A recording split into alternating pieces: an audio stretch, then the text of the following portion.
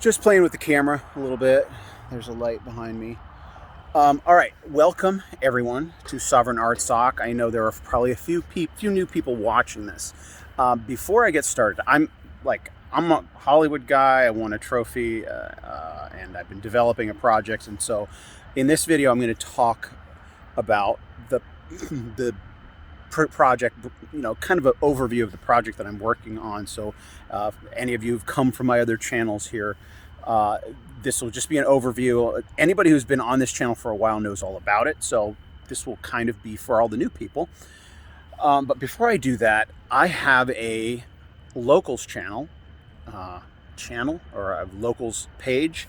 I will put the link in the description below. I won't do that very often, but I just posted a video over there talking about the pandemic, talking about the virus, talking about China. I don't do that on YouTube. I will not talk about it on YouTube, not until YouTube has a change of ways. But you can talk freely over there. So if you want to hear my take, go to that link.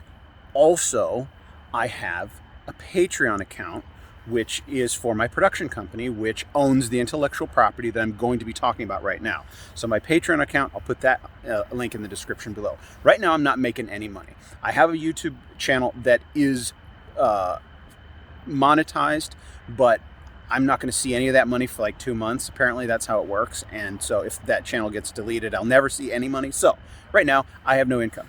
But if you want to support me, Patreon is where you can do it. I already have a few people over there that have started sharing, but that's my production company. I have plans for raising money through Patreon to produce high quality content, Hollywood style. I'm an award-winning editor producer, so I can do it.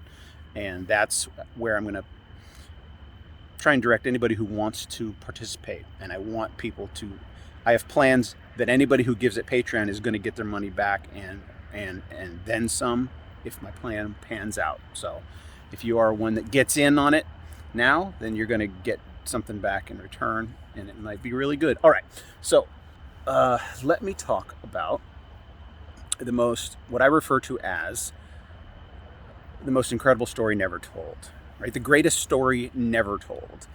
And the family of the guy says, oh, the story has been told over and over and over again. Well, obviously, if you're the family, then you've heard it over and over again, and your family is famous in their community because of what the patriarch of the family did. But me, an American working in Hollywood who only speaks English and un poquito de español, this thing happened in another language and wasn't ever really translated into English. And I'm like, if I haven't heard it, then nobody's heard it. And this is the most incredible story never told. What's the most incredible story ever told? The crucifixion and resurrection of Jesus Christ, obviously. But this one has never been told, and it's up there. I mean, it's hard to compare yourself with Jesus, but this is a Jesus story. This is a death, burial, and resurrection story, if I've ever heard one, and it's a true story. All right, here's how it happened. Here's just in a nutshell. I was working at Entertainment Tonight as an editor. The Emmy is for producing, which editing is at that place. Some people are editors, just take orders from everybody, but at Entertainment Tonight, you're a producer and an editor because you're making a ton of decisions. You work with directors, you deal with producers, but you are producing the show yourself with your director. So I got an Emmy for being a producer. But then my job was coming to an end. They were downsizing and I was getting cut out. And I'm like, well, it's time to go and figure out what I'm going to do with my life at the age of 47. And I had established a relationship with a very successful Hollywood producer, the guy who created Home Improvement. He became my mentor, and I just ran some ideas by him. And he goes, you should do this, you can do this. Just the fact that you're an editor, you can direct, and your writing is incredible. And so to get that guy's endorsement, I just launched out, started looking for an investor, sat with this one potential investor, and he pitched me. I was pitching him some ideas, and he's like, no, I'm not interested. How about you look into this? He goes, you should look into the Armenian genocide. There's got to be a hero, like an Armenian Geronimo, right? A resistance fighter. If you know anything about the Armenian genocide, maybe you don't. Maybe you're hearing this for the first time. Well, I was hearing it for the first time in 2017. And I'm thinking, this guy's got access to a whole bunch of money. If I look into this Armenian genocide thing, maybe he'll want to produce one of my projects as well. Long story short, I looked into, essentially I found the guy who killed Hitler's hero, right? The guy who killed Hitler's hero is the Armenian Geronimo. I mean, it's Armenian Geronimo times 10. It's Schindler's List times 100, and I'm not kidding. And this guy wrote his own story, right? He wrote in detail about what happened. And I come across it, and I'm like, oh my gosh. And I find this Armenian bookstore, and I'm like, do you have the memoir? And he goes, no, but it wouldn't do you any good if I did. It's never been translated into English. And I'm like, gold, struck gold. I hit a wall and struck gold simultaneously. Like, I will not be able to read this story, the details of it that I want from the first person point of view, which is the Hollywood story. I will not be able to read it like right now, which I want to. This is in 2017.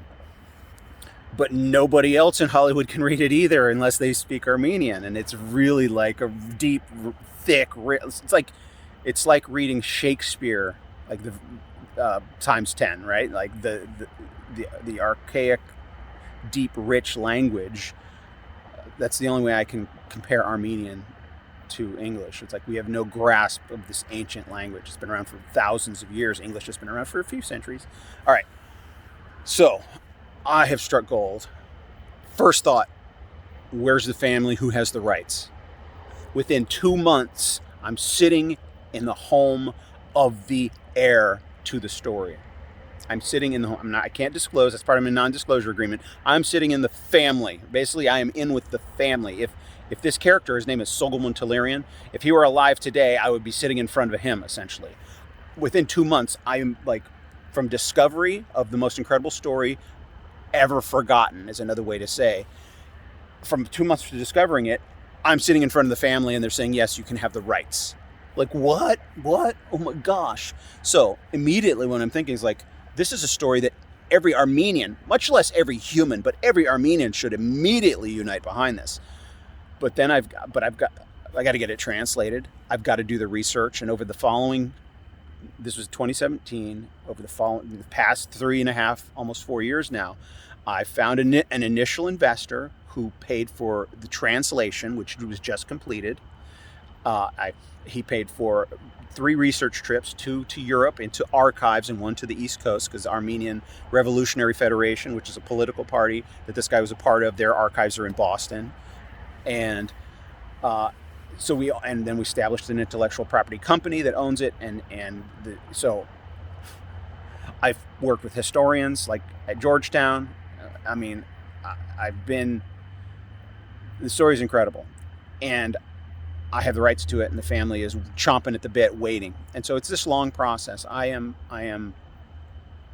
wanting to honor the family, because the way it works in Hollywood is, if you're a nobody like me, yeah, I've won an award, but there's thousands of people who've won awards that are nobodies that don't make any money, right? You win an award, what, are you going to sell the award for a bunch of money? No, it's a grind. Hollywood is a grind.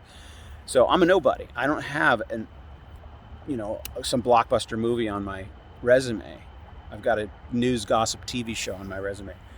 So if you're a nobody like me and you're trying to break in, cross that threshold and be a somebody in Hollywood, and that's not the goal. It's not to be a somebody. It's to tell an incredible story that will change the world, literally, I'm convinced. The catch-22 is, if you're a nobody and you have an incredible story, you're supposed to sell it. Right? That's the first one out of the chute. You basically sell all your rights, and if it's a success and you've managed to keep your name attached to it, then you get a little more leverage. That's how it works in Hollywood. If you have your first one is a success, you've already sold it to somebody else, and you're just somehow you got your name attached to it and get a reputation. It's a crapshoot. That's how the system works. But in this case, I cannot sell the rights to this because I'm the only one the family trusts. I am the only one the family trusts. So in other words, if I sell it, it evaporates. That phrase, authorized version, right? That carries it's an invaluable commodity, right? You can't put a price tag on authorized version, the family version, right? And it's not in the public domain. There are people that think it's in the public domain. We've got the lawyers, they all figured it out. This is still owned by the family, and they've signed it over to me. So I'm the only one authorized to tell the story. So it's like, okay, I have to develop this on my own and get enough interest and get enough and eventually get investors, and all the pieces are coming together. You know, it's like we got all this list of names ready to reach out to as soon as it's ready to pitch. And it's right at that threshold. It's like within the next month or two, it might be ready to pitch. I mean, it sounds like every other guy in Hollywood has some kind of story like this. Oh yeah, it's right there. It's right there. And I've been working on this 3.5 years, and it's come to this. The pandemic shut it down for a year, but it was a good thing. It's like, oh, I stepped back and realized, oh, I was kind of going in the wrong direction. I was kind of getting ahead of myself. And now I've had a year to figure out, oh, this is how it's supposed to go. All right. I'm not giving you a lot of details, but I've got this huge story that a lot of people are interested in. It's right at the verge. And then I get a YouTube channel that blows up that actually it was intentional to start that other YouTube channel to draw attention to this, to draw people like you. And if you're still watching this video, then you are the person I was thinking of when I started that channel. You should be a part of this project. You should go to Patreon if you have the means. Give $5 a month or whatever. Be a part of it, because it's moving. It's not going to stop. It's only been gaining momentum. So I consider this Gideons Army. Anybody who's watching this right now is Gideons Army. And anybody that goes to Patreon or Locals, because at Locals you can give support as well. Anybody who does that is like one of the potential commanders of Gideons Army, right? You know, there's only 300 of them, but it's a metaphor I'm using. Like, it has to start small with a very focused group that knows what's coming, that knows knows how to look to the horizon. There is something coming, and I'm looking at everything that's going on in the world and looking at what I've been working on. It's like, wow, this is all lining up to where this. I hate to when I talk like this, I'm level setting expectations way up there. Like I'm level setting the expectations like, whoa, up there. But that's where this all takes me. Like I have seen miracle after miracle after miracle, which is another thing. I'm going to close with this. All right, this is getting too long, but here on this channel, Sovereign Art Sock, which actually also used to be called Miracle Mom and Michael, I am now merging those two concepts, because Miracle Mom, my mom, who has experienced miracles, and I, through this project, the Armenian Genocide, and Sovereign Art Sock, I'll explain what that means at some point if you don't know. But I've experienced miracles in my journey as well. It's like, this is the place to talk about these miracles. And so I'm bringing Mom back to this channel. So I called her on her birthday. What's today? Friday? It was Wednesday, so 2 days ago. And recorded her, surprised her, said, Mom, you've got this fan base now over on one of my channels. And that video, when I posted it, that happy birthday video, it's like shot up. Like people love my mom. Ooh, there's a skunk. Check this out. You see it? Oh, he ran away. Yikes. I don't know if you saw that or not. Skunk was... Yikes. All right, so I'm going to do a weekly Miracle Mom and Michael phone call on Sovereign Art Sock, and we're going to talk about Armenian genocide stuff and other stuff. So I'm merging those two concepts. This is the channel where those two things merge, right? God doing miracles in our lives, her life and my life. For her, it's like medical miracles. For me, it's stumbling into this story and being carried on this incredible roller coaster ride that I get to be a part of. All right, that's enough. So, Miracle Mom and Michael coming to Sovereign Art Sock on Wednesdays. I'll set a time. We'll do it like every, check in. And the thing is, this channel is the closest to being monetized other than the other channel. This channel is the closest to being monetized. What that means is you guys just watch all of this, let this whole video play and watch it and share it, and then we'll have a weekly video with Mom, and she draws people. She'll draw people from the other channels, and this channel will be monetizable, and once it's monetizable, I'll probably be doing more content here as well. All right, that's it. Bye.